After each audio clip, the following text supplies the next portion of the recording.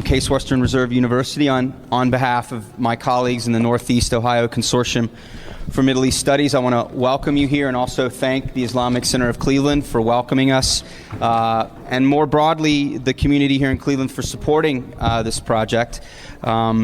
Since last October, the Northeast Ohio Consortium for Middle East Studies and our partners in Civic Commons, as well as other community partners, have been organizing events and series around guest speakers, mostly scholars, intellectuals, and academics, that we've invited to come and engage our community, the Northeast Ohio community, in a variety of events and conversations about the Middle East and broader Muslim world. Today, we're very fortunate to have Professor Amaney Jamal from Princeton University, who's our fourth speaker in this series. Our next speaker in the series will be New York Times correspondent Anthony Shadid at the end of March. I encourage you to go to our website, nocmes.org, for more information. But for our purposes tonight, in thinking about these events, most of the talks and most of the conversations are about the Middle East and the Muslim world sort of out there. And one of the unique advantages in bringing in Professor Jamal is that, as most academics that do work on the Middle East, she's done a lot of important work on democracy and civil society, citizenship, public opinion in the Middle East. But she's a rare academic who's also done work on Muslims and Arab Americans here in North America. And so we thought this would be a good opportunity to switch the lens a little bit, to look more at the fact that the Middle East and Muslims are not out there, but actually we're all part of the same community. And it would be interesting, we thought, to have a conversation about the issues facing the local Muslim and Arab community, and then get a broader perspective from Professor Jamal's work, because she's led a number of important research projects based on looking in Dearborn and more broadly across the entire country. Joining us on this panel, Fuad Hamid, who is the current president of the Islamic Center of Cleveland, although on the website it says president-elect, and Shahada is the president, so you got to get it updated, right? And he's also a faculty at Tri-C, and you teach Islamic studies there, I believe? Great. And so the idea was to have older, not too old, but older generation perspective. And we were very lucky to get Fatin Ode, who is a graduate, also a political science graduate from East Carolina University, and works locally with the International Services Center. So she's our representative for an entire generation here in America. But I guess, and this is an informal panel, so I'll just be the moderator and start off with some questions. But if you do want to ask a question, please raise your hand. There's really no formality here. But I guess I wanted to start off the conversation with asking something of a basic question, which is asking about what constitutes diversity in the Muslim and Arab American communities. Because I think from the outside that diversity is rendered very simple. It's either Christians or Muslims, or it's Arabs and non-Arabs. But I think that there's some interesting aspects to discuss both what that diversity means locally and what it means nationally. So start off with the question of, in your view, Fatin, what does constitute diversity for the younger generation? I think what constitutes diversity in the younger generation, it's not only cultural. I think it's also each person is different on how devoted they are to the religion. Some people cover like me. Some people don't. Some people, read the Quran every day. Some people read it occasionally. Some people pray 5 times a day, and some don't. So I believe that is also diverse. That's also what is diverse in the younger generation. I also think it's educational, the levels of education, their profession, what they work, and things like that. So it's not only cultural, but also other things. Does it matter, because you had said that you grew up and went to school in North Carolina. Does it matter where you're located in the United States as a young person of how you see that diversity? Or let me put it this way, if you're meeting someone who is Muslim or Arab for the first time, what about them is the first thing that strikes you in terms of that diversity? How do young people sort of categorize one another? Since we all do that to a certain extent, right? Well, I think like anyone categorizes somebody. Do you have something to relate to? Is that the type of person you want to hang out with? You know, are those, you know, there might be a person that you meet on campus who stays in their dorm and studies all day, you know, or a person who likes to go out a little bit more than you do. So you find out if that person is, you know, your fit, your friend, you know, type of person that you'd want to be around, just like anybody else. Fuad? Well, when I look at diversity in the Muslim community, I look, for example, to our assistant imam, Abdul Rahman, who is sitting over there. He's from Indonesia. And many of us are Palestinians or from Palestinian backgrounds. Others are Lebanese and Syrians and Iraqis and so on. But the common denominator is we are all the same in Islam. So there is diversity, and then there is common traits. And I see in this diversity, I see strength. Because had it not been in the United States, there'd be very little opportunity for us to meet and learn from one another. So in this case, or in that instance, I see diversity as a strength. People of my age group, which is in the early 20s, always, when we meet, we understand one another. There's certain common characteristics that we have. Have you done the Hajj yet? Have you, how many grandchildren do you have? And so on and so forth. So there is a common denominator that brings us together.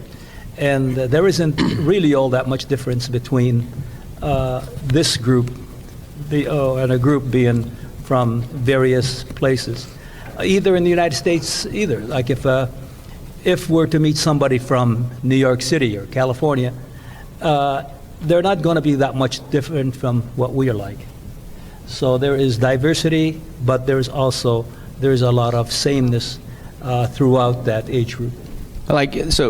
Is diversity, Amaney, in the larger sense, it can be a strength, diversity is a strength, but how else does it play out? Well, certainly it's a strength. I mean, you know, again, the Muslim American community in the United States is a very large community. I mean, we can debate numbers, but I guess we won't do that here. We don't need to do that here. And you know, the community really ranges from several countries. I think you have over 50 different nationalities that constitute the Muslim American community, and one of the largest segments is the African American community. So it's a very diverse community. So the diversity itself is a source of strength, but also, you know, when you're trying to represent such a heterogeneous community, a community with different viewpoints and perspectives, and, you know, you have, now it's a multi-generational community, it's a community that has, different ties to various homelands and whatnot, can we really sometimes talk about a Muslim American community as one Muslim American community? We see that it becomes more of an issue when we begin to think about, you know, block voting or mobilizing the Muslim American community on one set of principles or issues. So that becomes much more of an issue. Again, it shouldn't be a negative issue. Again, you know, there are a lot of things that unite the community, and there's a lot of appreciation and respect for the diversity of opinions and in faith and practice and whatnot in the community. But one of the issues is that, you know, there are different loyalties in the community. Certainly the Palestinian community has a set of interests that perhaps other constituencies don't necessarily prioritize and whatnot. And these are conversations that the community is having, and having open conversations about these issues and matters. Yeah, I wanted to ask, I mean, in terms of, so we talk about Muslim Americans and Arab Americans. We all know that there's big differences both, in terms of religion and origin and time of arrival and things like that. But in your research, is this old trope about the divisions between Christian Arabs and Muslim Arabs, is it still playing out the way that it did 30 or 40 years ago? Has it changed much? Are there efforts at bridging these divisions? So I think there's been some history to this, right? So if you look at the earlier communities in the early 1900s, there was a division, a Christian-Muslim division, one that was kind of inherited from homeland politics in terms of the immigrant communities. I think there was a lot of effort to bridge the gaps between Muslim and Christian Arabs in the United States. And remember, Christian Arabs constitute the majority of the Arab American community. So there was a lot of effort to bridge the gaps when there was a need to unify around certain issues that both communities cared about. Both Christian and Muslim Arabs care about the same issues when it comes to the Middle East. So it's not fair to say that Muslims are more passionate about, for example, Palestine or Lebanon or Syria than the Christian counterparts. These issues that are Arab specific are dear to both the Christian and Muslim communities. So there was a lot of attempt to bridge those differences, and there was a lot of mobilization that crossed the Christian-Muslim divide. However, unfortunately, with 9/11, we see the gap and the divide reemerging, and it was almost a distancing mechanism, right? If indeed, the terrorists were Muslim Arab, did reign from Saudi Arabia, they became more of a liability to a lot of constituencies. So I'm afraid that it did raise or exacerbate the gap once again between Muslim and Christian Arabs. I don't think we're back to kind of mending that just yet. I mean, the 9/11 has had a tremendous impact on the community, and they've been trying to deal with multiple issues. This is not one of the things that they've prioritized, though, right now. Yeah. I think, if I may. Yeah. I think, in addition to that, when Arabs in general, both Christian and Muslim, were in the smallest minority, or just a few people in a city or a town, they did try to gravitate together much more than they do when they're, two different large communities of each, where they develop their socialization with one another. My parents lived in Buffalo, New York, and in the 40s, and they had as many Christian friends as they had, Muslim friends, because the Arabs in general were a minority. And when people met, if you met someone, the first question that in those days that came out of your mouth it wasn't whether you're Christian or Muslim, but they would say, "Anta ibn Arab," are you the son of an Arab, or are you the daughter of an Arab? And so this was the idea that united people under that title. One question that I had was, and this is to Fatin, since you've moved around so much, how does that mobility and sort of moving into a new community, how is that different in terms of like being in a place in like North Carolina where the community must have been smaller to, like, as you said, when you came here, suddenly you weren't so different anymore. Is that very in the front mind of a lot of young people in terms of what is, how they relate to the community around them, being new or not being new? Well, when I lived in North Carolina, I was different because I was Muslim, I was Arab. There were so very few of us that could relate to each other. But we always, I see it when I work with the refugees. The Nepali people stick with the Nepali people, and the Burmese people stick with the Burmese. And it's just because you find somebody that you are comfortable with, somebody that knows where you are coming from, knows your daily life. And so when I was in North Carolina, it was there were so very few of us that when somebody saw a woman who was covered, it was rare. So I was actually in the Museum of Art over there. It was displayed. It was something rare. It was something interesting. What was displayed at the? You were displayed. I was displayed there. Somebody followed me for like a semester with a camera, and I think that art exhibit was called Unveiled. So somebody took pictures of me while I was at work. Somebody took pictures of me while I was at school, and so that was an exhibit. So that was, I guess it's like being a big fish in a small pond over there. But when I came here, there was, mashallah, there are so many Muslims and so many Arabs. So, I kind of had to, figure out, oh, okay, so I guess I'm not that interesting anymore, as opposed to, when I lived in North Carolina. Amaney, historically, you said 9/11. I mean, to what extent did it make that much of a difference? Because when you read back at some of the things that are going on now regarding investigation, wiring people that go into mosques and taking all the sign-up sheets and all this kind of stuff, the Nixon administration did that. It was a thing called Operation Boulder, where they went into. I mean, I'm old enough to remember Abscam in the late '70s, where. What's specifically different, or are these just replays of old themes? So it's certainly a continuation. The policies that we've seen since 9/11 are certainly a continuation of policies that existed before 9/11. I've often said that the Muslim didn't become a terrorist in America after 9/11. He or she was a terrorist before, but it was only quote-unquote reinforced after 9/11. But the big stark distinction between the pre-9/11 period and the post-9/11 period is that I believe it's become acceptable to be anti-Muslim in the public sphere now. We see this with political campaigns. We see this now that political parties can openly and legitimately mobilize on an anti-Muslim platform, and nobody will stand up and say, "Hey, that's not PC. Hey, that's not American, and that's quite racist." So that's what's happened in the post-9/11 period. Yeah, and you've mentioned before in some of your work that prior to 9/11, Arabs and Muslims went through this racialization process, and I'd like you to describe that a little bit, because I don't know if in the more macro sense, in the way the United States, the way Americans have encountered minorities, this is an old trope. This is a process that's been done with a lot of groups that come to America. But maybe you could explain that a little bit. So one of the things that Arabs, and especially Muslim Americans, especially those who immigrated to the United States, have tried to do and try to do successfully is to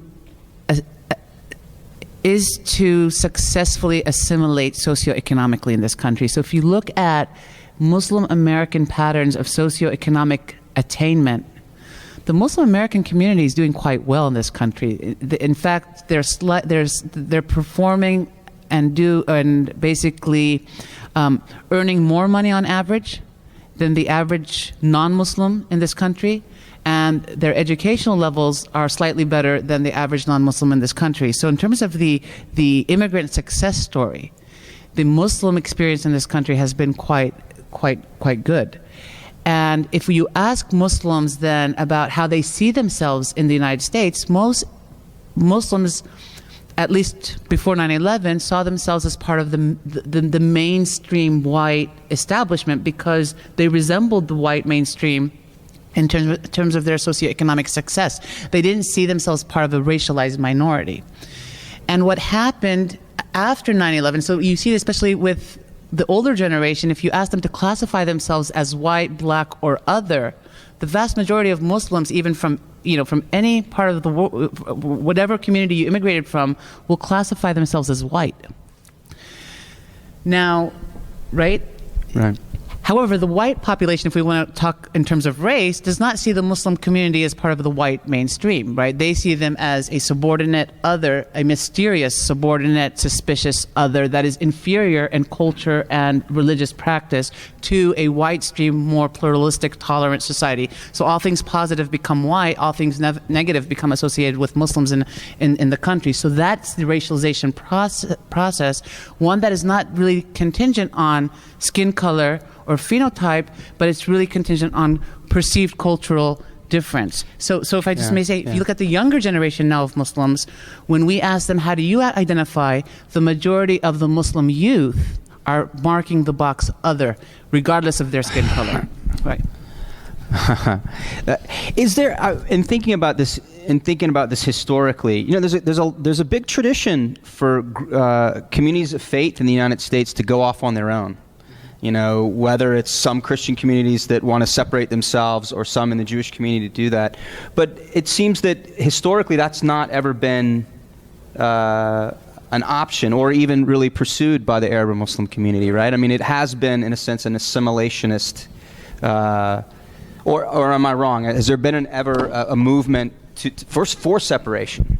I mean, there's probably like a minority, very like 3-4% percent of the population that would rather not participate in mainstream politics. That's always constant. It's much lower than in other groups and among other religious communities in the United States.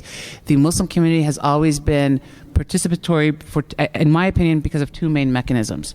One is three mechanisms really. One is the Muslim community cares about their homeland issues, which means that they have been out there mobilizing on those issues, regardless of whether or not they've been successful. They've been out there mobilizing. So that's the first mechanism. So that brings them into the mainstream. Second of all, the mosque for Muslim Americans is really the key civic and political and community and social key civil society institution that links Muslims on a daily basis to the mainstream society. So through their practice, through their worship, through their community activities, through the schools, all of that, the visibility of the community centers, and that's why the community centers are really important, and we can talk about the zoning issues and whatnot, but this puts them in direct contact with the mainstream. And third, because of the discrimination that the community faces, they've had to stay in the mainstream to counter those accusations. So it's because of those issues, fortunately or unfortunately, this is a very mainstream population. Right. Does that sound similar to the local issues regarding like political and social inclusion? I mean, are these themes of these larger efforts to do that resonate locally? Yeah, it certainly does. If a community, like a Muslim community, going to separate, then right away it is suspect. Therefore, most mosques, or almost all mosques in the United States, have an open door policy. Anybody can come in, they can watch us worship, they can listen to our khutbahs, to our speeches, stuff like that. And we welcome that because through understanding us, through listening to us, they can understand, where we're coming from. And this is a positive kind of a thing, and we encourage it. Like in Michigan, where I lived before, they had an organization called Access, which was made up of Christian Arabs and Muslim Arabs. And what they used to do when we started, we used to have these open houses or all day, teach-ins. And they would come in and there would be presentations. For example, one of the biggest problems we had back then, and we still have now, is some of the religious practices. For example, where girls in the classroom would wear a headscarf. And we fought that battle over there, and we fight it sometimes here. Some teachers find it objectionable that girls should wear a headscarf in the classroom. Whereas when we tell them this is part of our faith, also women and men, young men and women, cannot be in co-ed classes. Especially when they're swimming and things like that. And we had to fight this battle, and that they cannot be in. And this is for modesty, nothing else. We don't want to be excluded or exclusionist, but we want to maintain our faith. And I think this is our right in the United States to do this. Another is the Ramadan. In Islam, there's that month of Ramadan where we have to fast.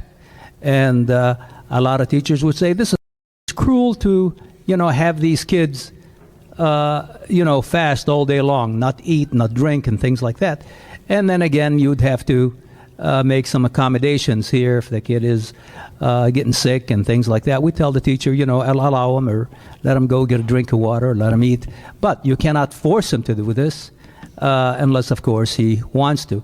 So these are difficulties that the community faces, and we have to deal with these. How successful has the local community been in dealing with these issues?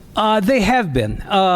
We should encourage, and I think right here in this masjid, in this mosque, I think we should have and we're working on this, to have one of these workshops where we'd invite teachers from the various school districts to come in and use one of their resource days and listen to lectures on differences between the mainstream and the Muslims.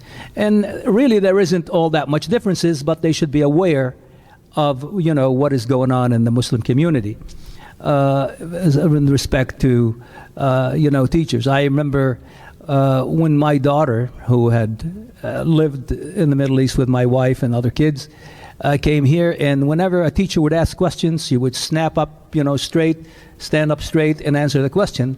And the kids and the teacher found this to be, very funny. But this is the way she was socialized to act, and this is the accepted method over there. So after a while, we tell her, you cool it, you don't want to stand out too much.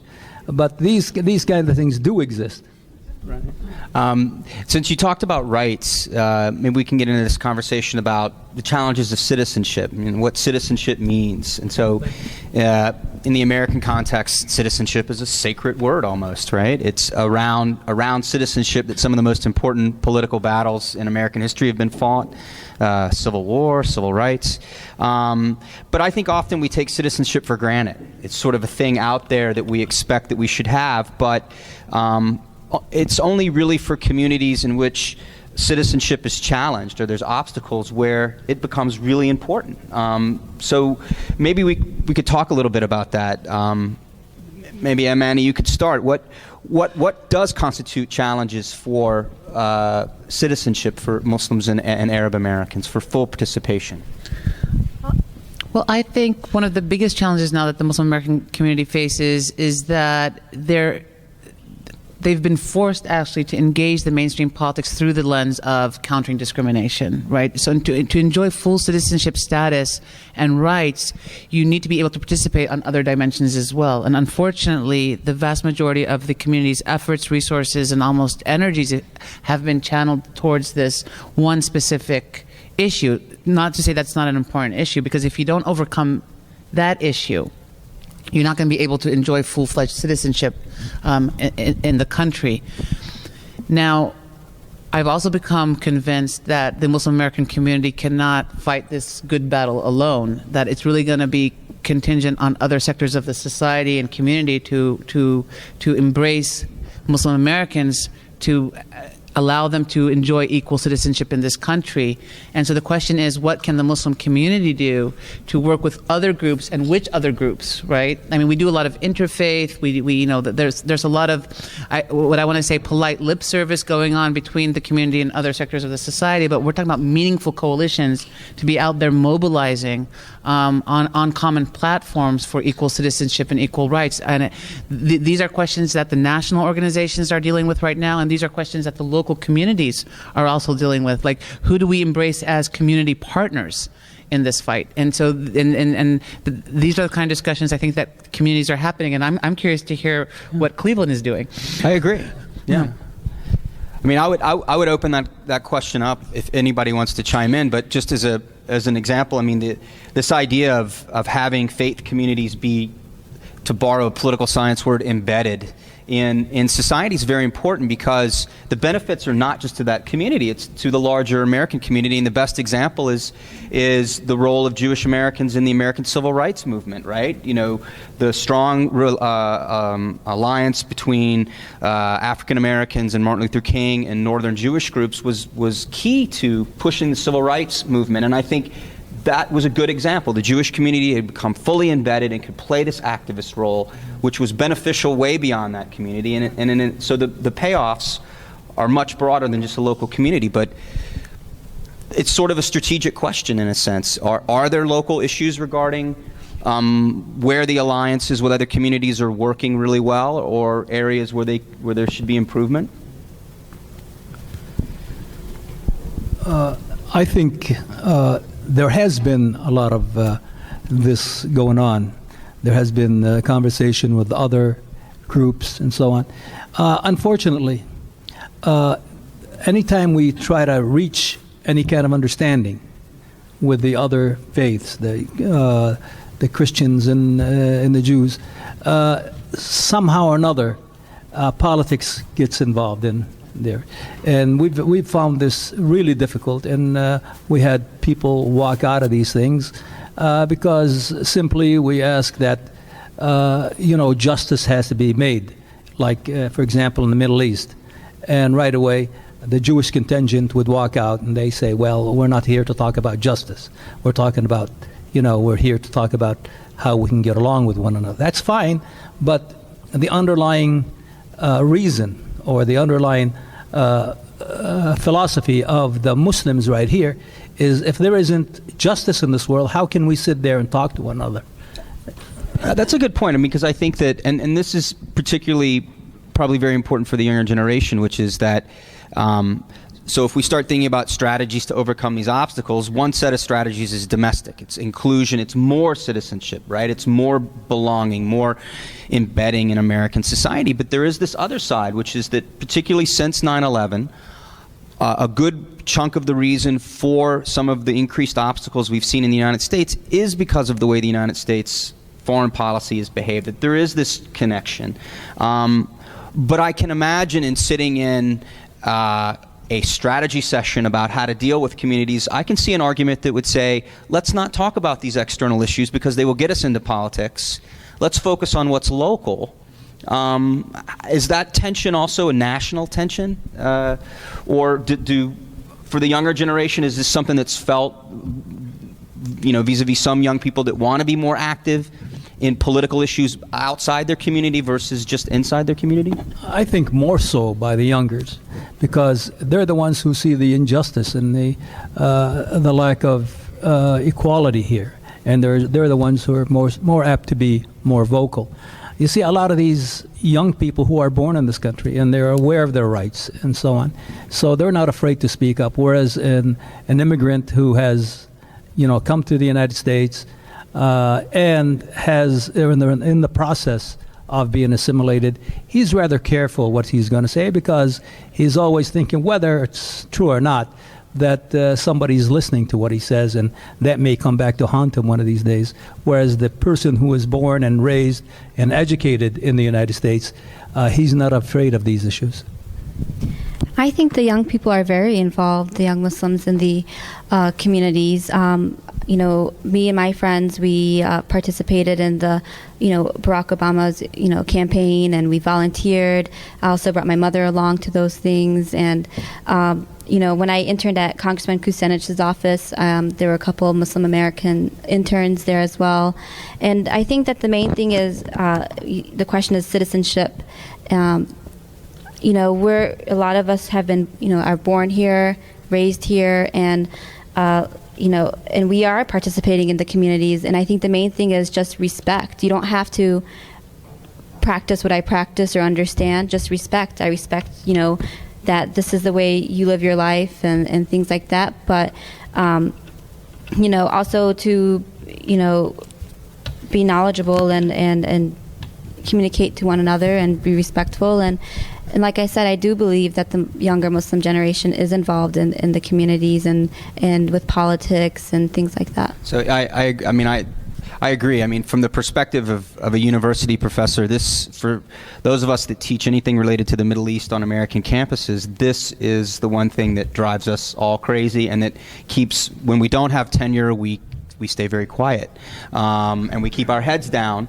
And there is a dynamic with the students on our campus who want to be more involved in campus politics, be more socially aware. And as faculty, we want that. We want our students to be involved in the community and express themselves and be critical.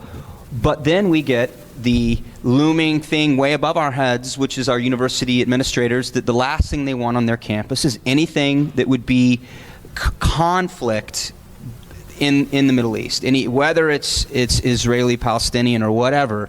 This is something that's still to this day a very, very sensitive issue, despite the fact that a lot of students demand and want courses, on the modern Middle East. And I think this is, certainly see that at Princeton, even at Princeton, right?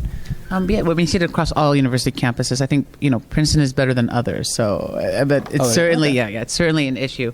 I do want to get back to the Palestine issue, but also talk about the youth issue in the Muslim American community. I think the youth community is very frustrated with what they perceive to be this kind of like quiet consensus about how Muslims are treated in this country. So they are now the most vocal, at least in public opinion surveys. They are the most disillusioned, the most frustrated, the most angry with the status quo. And they're the ones who are more likely to basically stand up and say, this is not the package of what constitutes American citizenship. So a lot of agitation, if you may, is happening there at the youth level. On the issue of Palestine, so Here, I mean, so a lot of people have argued, especially within the Muslim community, if we take the debate to the national level, a lot of members in the Muslim community who are not from the Arab world would prefer that the Palestine issue go away so that they can begin to mobilize on other issues that are domestic, and basically have asked the Arab communities to kind of hold back on the Palestine issue. They see it as an issue that is a liability than an asset. Now, of course, for members of the Arab community, especially for Palestinians, to do that would be basically kind of like ignoring the 800 gorilla in the room. And I just want to keep that just on one side for a moment. It reminds me of what happened during the Obama campaign, right? So, if you look at who voted for Obama, after the African American community, which was like 94% of the African American community voted for Obama, 89% of the Muslim community in the United States voted for Obama. All the while the Muslim community was almost euphoric about Obama, being, African American, perhaps even Muslim, all of this stuff. This was this euphoria. The Obama administration, throughout the campaign, more or less, the message it sent to the community is, we love you too, but we don't want to see you. Right? I agree. If there was this incident in Detroit where you had two hijabi, women wearing the hijab that by coincidence were sitting behind the podium, and they were asked to move because there was no linkages were to be made between Obama and the Muslim community in the United States.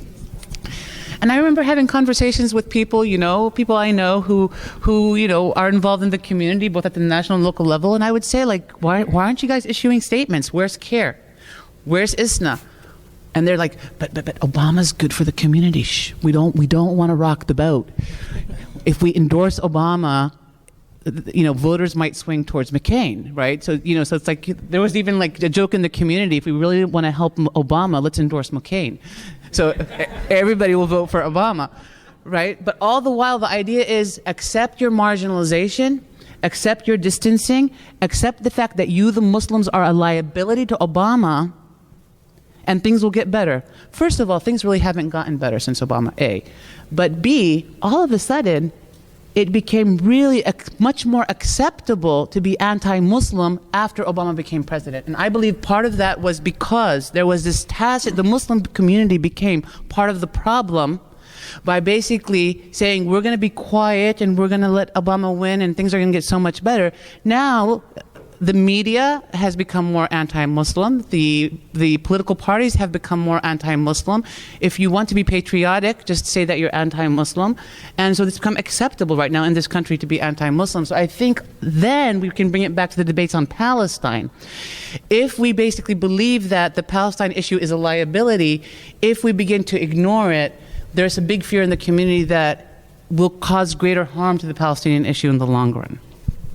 So do you think it's a replay for this current election? I mean, this dynamic could replay itself again because you're going to have. I think it's going to get probably worse in the upcoming election. And I don't know if the Muslim, I think a lot of members of the Muslim community are really bracing themselves for what might be a really kind of nasty campaign. Wow. Yes, sir. Might be. We need to get 1 second, sir. If we have microphones for the screen right there. Right behind you. There you go.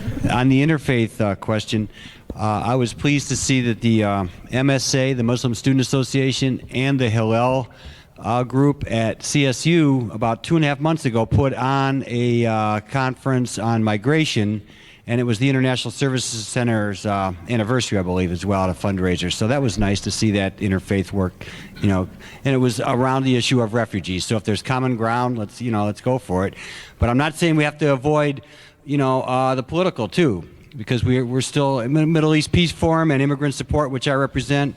We're still trying to bring in the Jewish community into some of our talks on the Middle East political situation. So we're going to keep plugging away on that. Thanks. Well, then we'll come back over here. So, we're going this way. Okay. May I go ahead? Or? Yes, sir. Okay. My question is a little bit broader based. Before 9/11 and even in the past 20, 30, 40 years, the political discourse in this country and political struggle was never defined on the basis of the religion. It was black, it was Afro-American, it was maybe Hispanic now, maybe feminism, you may call it, but the entire entrance of religion into the political struggle, this is a phenomenon I believe that is after 9/11. And the question over here is that why we have to even define the struggle of political struggle for the Muslim community on the basis of the religion. Why not is it just a struggle for any other community, such as Hispanic, such as Afro-American, that where we should be part of the citizenry? So the community is being pigeonholed to defend themselves as a Muslim in a secular country. As a Muslim, we can be a Democrat, we can be Republican, we can even support libertarians. So I think by reacting to the forces which are pushing the Muslim community to define themselves as a Muslim, I think it defies the whole purpose of the very fundamental, I think, constitution and the political system in this country. This is based upon the secular ideas. And I think it's a no-win situation, where and then comes the Palestinian issue, which should be seen as an Islamic issue. This is more of a political issue which basically concerns every, I think, humanity across the board and all that. By making it as an Islamic issue, we are automatically putting ourselves into a certain corner. So that paradigm has to be shifted. This is, I don't know what is your thought over here, that we are sort of seeing action, reaction, and reaction. Now, there is, first time, even the Jewish community, or there is more of a political, it's not like based because of the Jewish religion, per se. I think their survival and all that is most based upon their political interest, Israel or whatever you call it, but not based upon the religion. Why the Muslim has to basically define themselves, why not just an American, and then have your political struggle defined according to the other ethnic groups, how they have came along in the discourse of American history. Yeah. That is, I think I'd like you to comment on that one, that why we have to See, keep on. Fuad, go first. I have some background on this. A few years ago in Ann Arbor, Michigan, there was communities in conversation like this, Muslim communities and Jewish communities, they were talking. And they got agreements on several things. And then the news came out, or the press printed a picture of a Jewish group calling themselves supporters of Israel.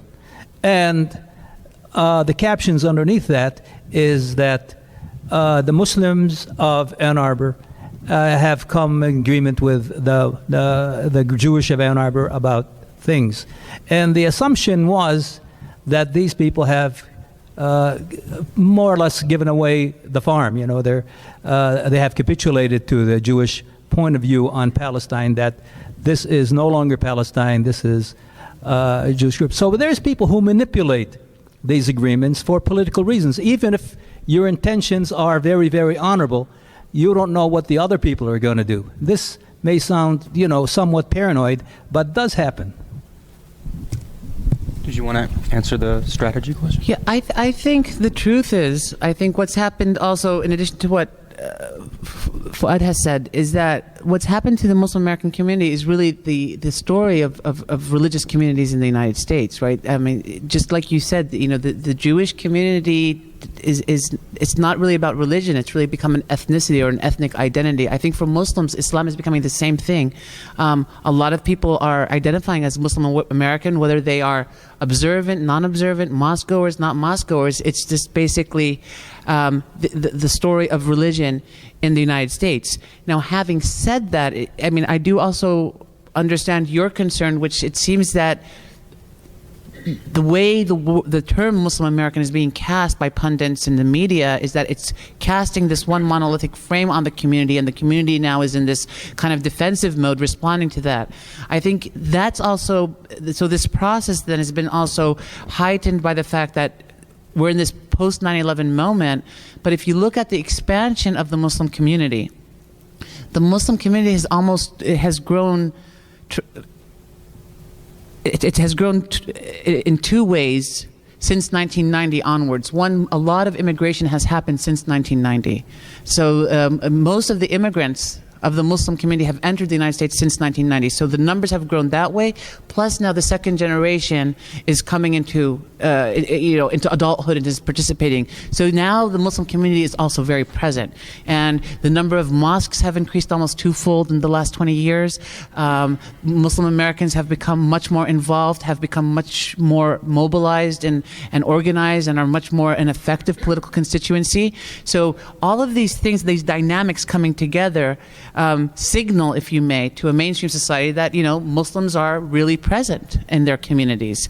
So it's like this ongoing back and forth between the community and the way the mainstream responds. But I suppose for the Muslim community, I hate to say this, it seems that I think it's a good thing, honestly, is that, the Muslim community has basically been mobilizing, been organizing, both at the local and national level.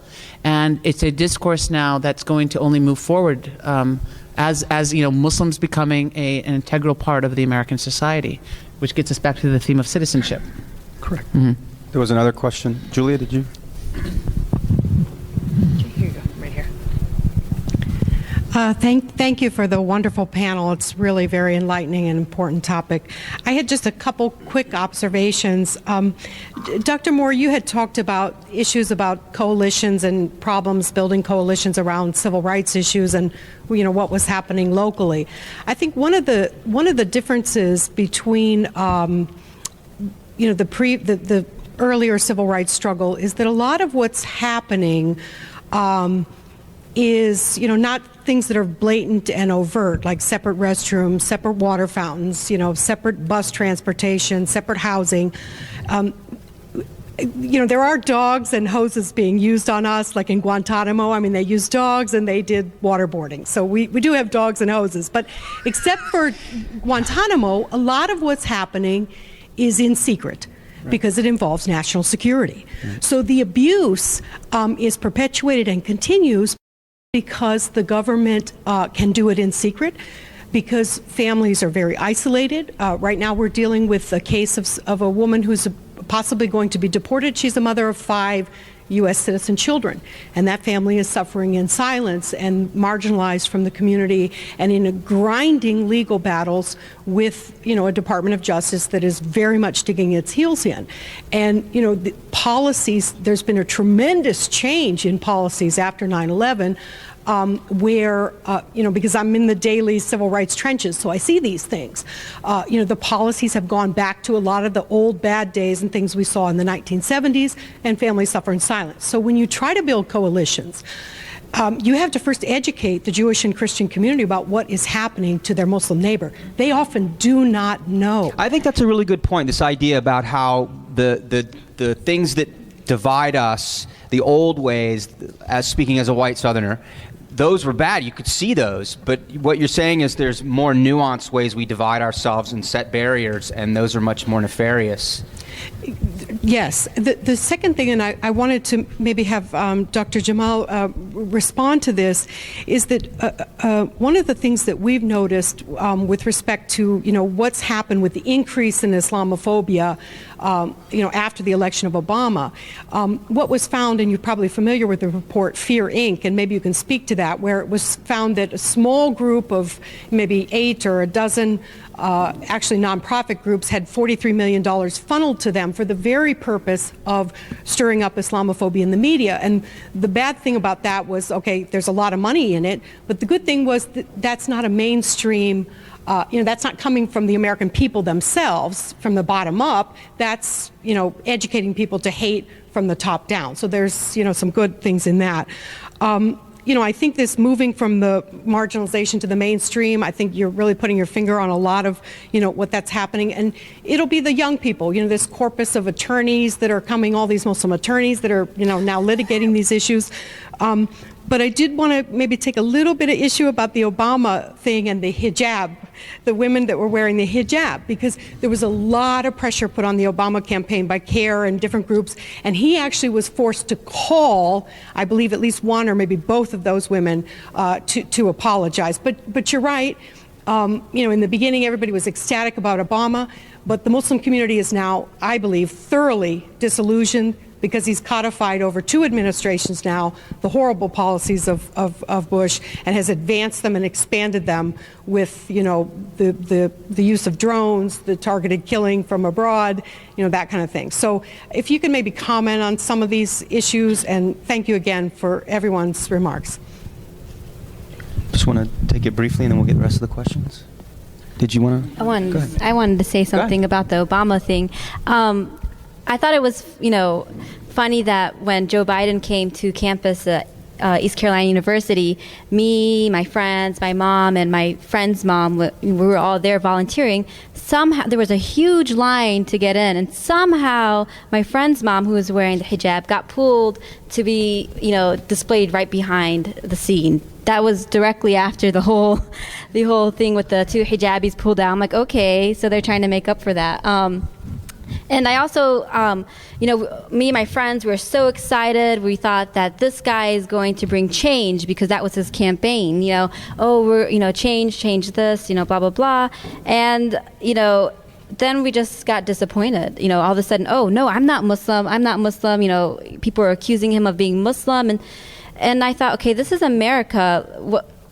Why is it so important what religion he is? It doesn't. There are no religious requirements for a person to be a president of the United States, as long as you're born in America, or as long as you're a U.S. citizen. So what does religion have to do with it? And I thought, for such an educated, you know, group of people, a country that is so educated, how could they be so ignorant and accusing of someone being Muslim like it's such a bad thing?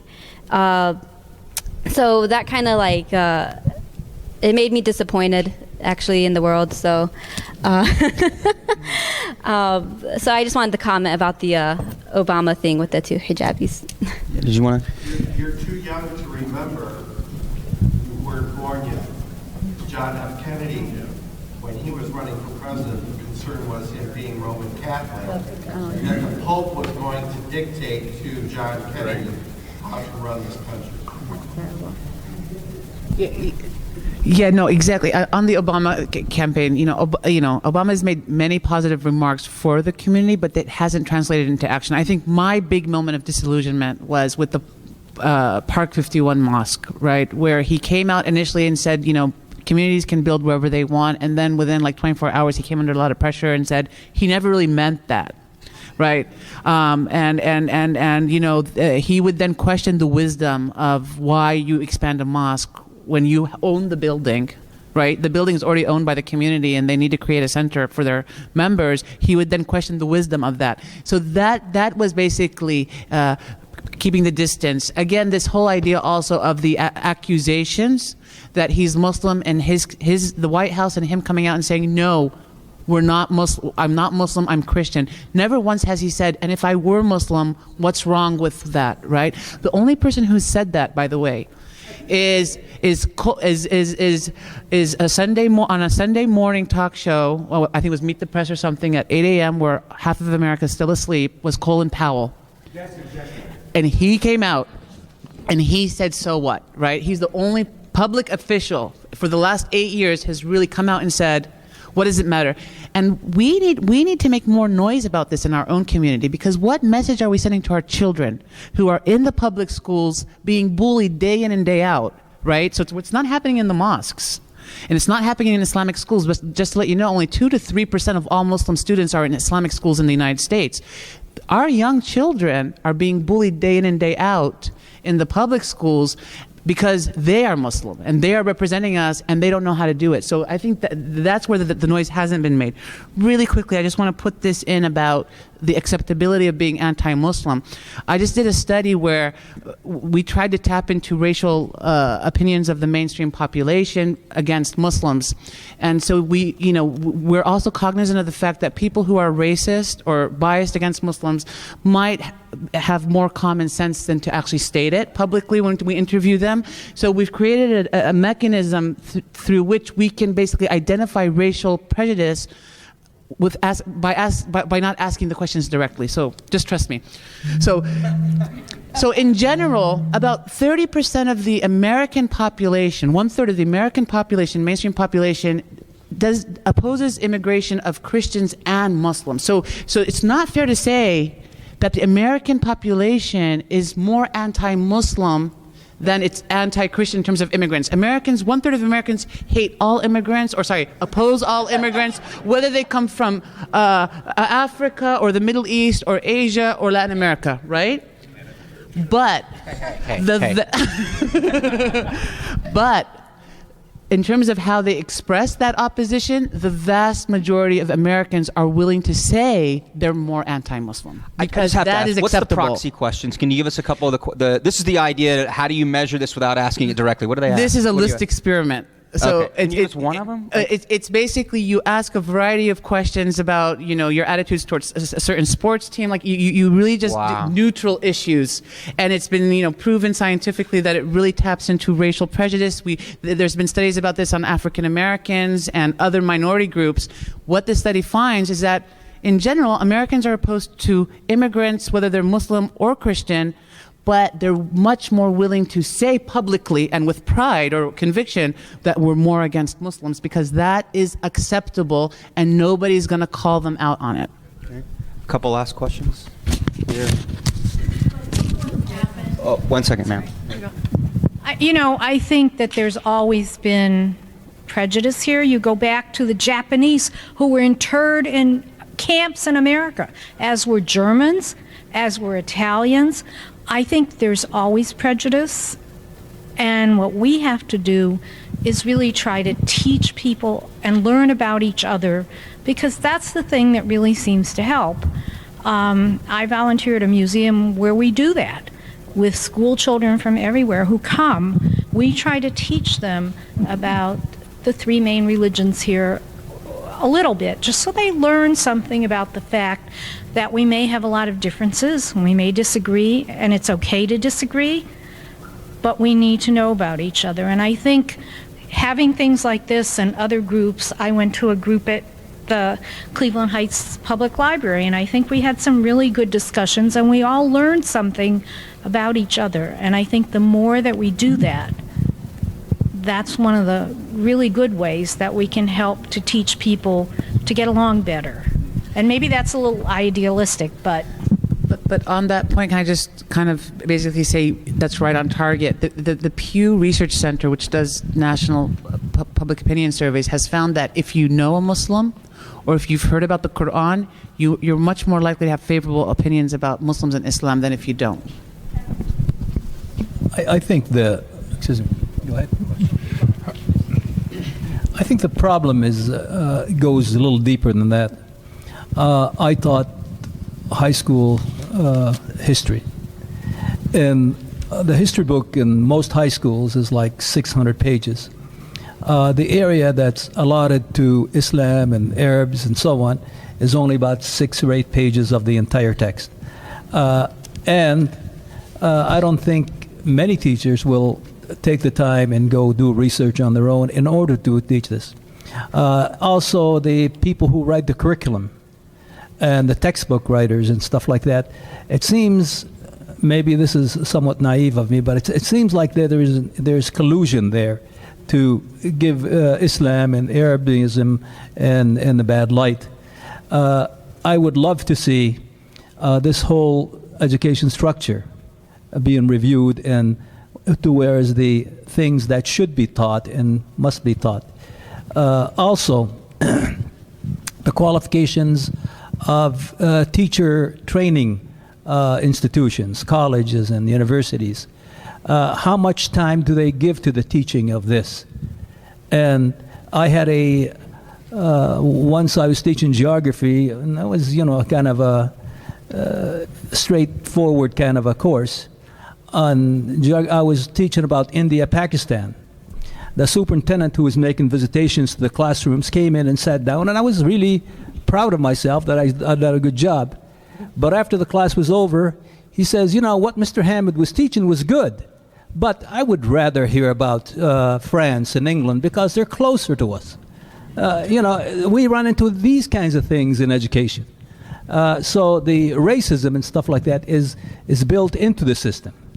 And I think it's going to take more of us to speak out and point these things out to the boards of education, the superintendents, and things like that in order for things to change. I beg your pardon? Did I tell him? Yeah, I made him I made him know that I wasn't pleased with this.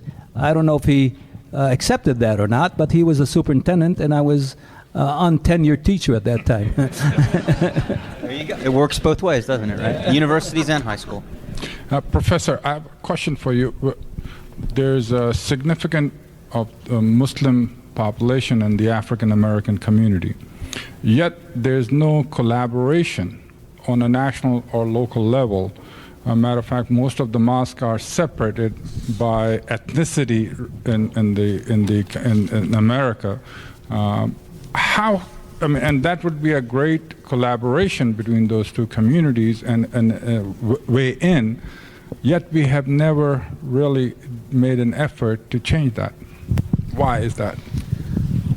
The truth? There is an effort. In Cleveland, we have the Shura Council, and there's a great level of collaboration between all of us. There is some distance between East and West, and immigrants and locals. We're trying to build those bridges. We are in collaboration, we are meeting with each other, and there is hope for us in the Muslim community to actually become a viable community that supports each other, whether you're somebody who immigrated to the U.S. or somebody who was born here. Yeah, and I think post 9/11, it's the hope has increased. That's probably one of the better things that's come out of 9/11 is that the communities are trying to work together more constructively. I think for the longest time when immigrants came here, they wanted to identify themselves as part of the mainstream, again, get back to the racialization, as white and not necessarily as black. So there was a lot of intercommunal discrimination, right? Nobody wanted to be linked to the African American community. If you talk to members of the African American community, they will point out that the immigrant mosques didn't work with them initially early on during certain periods. The other thing that divided the communities was that up until, again, 9/11 and George W. Bush, the vast majority of Muslim Americans were leaning Republicans, right? And the African American Muslim community is very much over 93% of them are staunch Democrats, so they couldn't unify around the politics, even the domestic politics. Now, what's going to work in favor of the new the potential for the coalitions is since George W. Bush, the Muslim community more or less has swung to the Democratic side. So as long as that's going to facilitate more coalitional opportunities looking forward. I think there's a lot of conversation now where the youth are really important, is that the youth are less willing to tolerate some of the us versus them in ways that the earlier generations also tolerated. Okay. Ohio is one of the unique states where we have the Islamic Council of Ohio. Right. And the Islamic Council of Ohio brings Islamic mosques, Islamic centers from the entire state, and we meet quarterly and we try to do efforts on a statewide level. So there is a lot of local effort to try to bring the Muslim voice together. And we always follow the lead of CARE. They have been kind of the glue that sparks an igniting spark in the community. Say, hey, okay, guys, come on, there's an effort. Let's come and get together. And from those efforts, we are beginning to unite each other and have some sense of our identity and our need to be united in our effort politically and on a local level. And correct me if I'm wrong, right? Yes, is that Ohio, the Muslim community in Ohio, is considered a swing vote constituency, Yes. right? You guys, Yes. this is an influential community. And Ohio has the You guys have a lot of power. Ohio has the Islamic Day of Ohio, which is the second Saturday of every October. That was by Governor Celeste back in the 80s. Also, there's a new effort in the city of Cleveland that try to mainstream all the people of faith, Christians, Muslims, and Jews, and that's the greater Cleveland communities that has been meeting for months. We have been working on action for the civil activity that we all care about in our faith, education, jobs, and these things are easy to bring us together than to talk about politics of the Middle East. But as a Muslim, when I attend those meetings, I'm always burning up to, okay, we're talking about justice and, rights and jobs, and can somebody please say, let's have that for the Palestinians as well? So I have that in me, but I'm active in the community trying to keep us together in the right direction. I'd like to say I honestly wasn't aware that there was a large divide between the African American Muslim and any other Muslim. I've always grown up saying this is my brother, this is my sister, no matter where that person came from. And I always thought that was one of the most beautiful things about Islam, is that I have brothers and sisters from all over the world, and it doesn't matter where those people come from. So I wasn't aware. Maybe it's because I am younger and I'm in a different generation than some other people. Well, we have time. We're running out of time for maybe just. Do we have a short comment? There is also within the community, there is this social stratification. Lately, there has been a group of professional Muslims who feel that they shouldn't pray with the common people, with us. And so they have gotten together, they, I guess, contributed a bunch of money, and they're going to make their own mosque. Not that our mosque is big enough to accommodate everybody. The other day we had a bunch of guys who came in from Columbus. The mosques in Columbus, there's 2 or 3 of them which are very, very large. But this group wants to separate, and they want to have their own mosque. Now, and the person who was asking for money to help this group to build this mosque or to maintain this mosque says that we don't have enough money. We have to get out and we have to designate certain, rich mosques in the area to pay our expenses for 1 month. So here, a lot of times we have to look at ourselves and see what we can do to, to help ourselves, to help one another.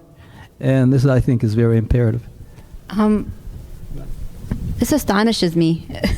I didn't know that, Muslims are now saying this is a rich mosque and this is just the middle class mosque, and that is very anti-Islamic to me in my eyes. Very American. Very American. I find that very, wow, I did not know that was happening. Because when we go to Hajj, sorry to inform you. I'm learning lots of things now. Because, when we go to Hajj, it doesn't matter if that person is a celebrity or a prince or a queen. We're all dressed in white.